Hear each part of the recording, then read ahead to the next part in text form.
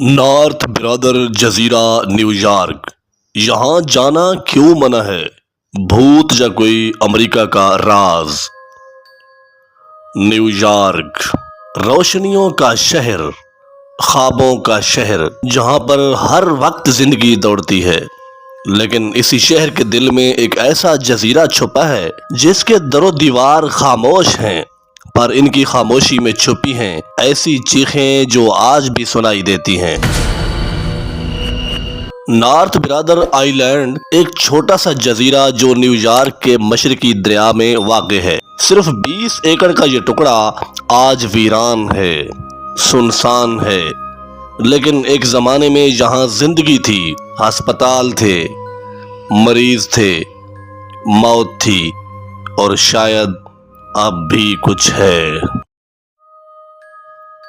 ناظرین، سن 1885 میں یہاں ایک ہسپتال قائم کیا گیا تھا جس کا نام تھا ریور سائیڈ ہاسپٹل، جس کا مقصد تھا ان مریضوں کو الگ رکھنا جنہیں سماج خطرناک سمجھتا تھا۔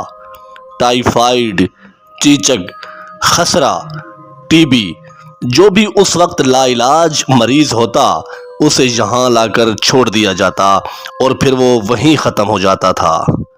یہ جزیرہ بن گیا تھا زندگی کے مایوس لمحوں کا قبرستان، جہاں کوئی ہنسی، کوئی خوشبو نہیں، بس درد، اداسی اور پھر موت۔ دوستو، سن 1907 کو ایک عورت کو یہاں قید کیا گیا۔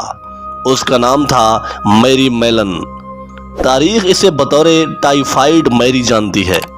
یہ وہ پہلی انسان تھی جو بیماری پھیلانے والی قرار دی گئی۔ بغیر جرم کے، بغیر ٹرائل کے اسے اس جزیرے پر ایک کوارٹر میں بند کر دیا گیا، قید کر دیا گیا، اور وہ بھی 30 سال تک۔ اس کے کمرے کے دروازے کے باہر لکھا ہوا تھا، وارننگ، کنٹیجیس پیشنٹ انسائیڈ۔ کہتے ہیں اس خاتون کی روح آج بھی وہیں قید ہے، در و دیوار پر ہاتھ پھیرتی ہے اور آنے والوں کو خبردار کرتی ہے کہ یہاں سے چلے جاؤ۔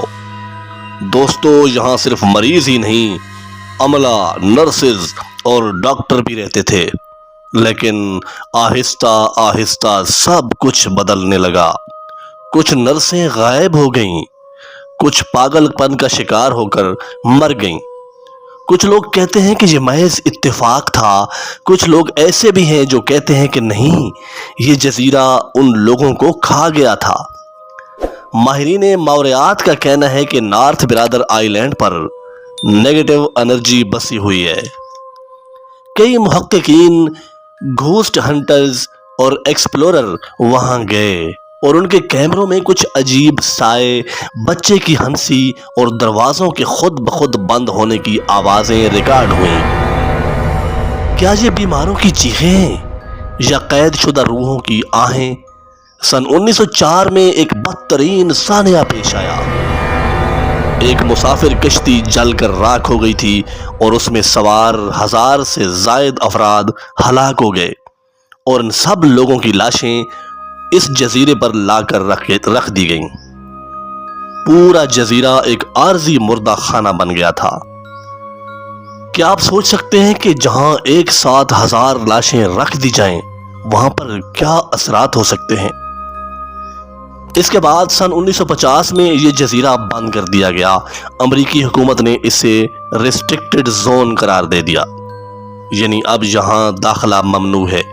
نہ عام شہری جا سکتا ہے، نہ سیاح جا سکتا ہے، اور نہ ہی کوئی صحافی۔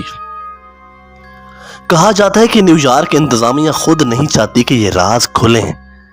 کئی یوٹیوبرز اور ایکسپلورر نے چپکے سے یہاں قدم رکھا۔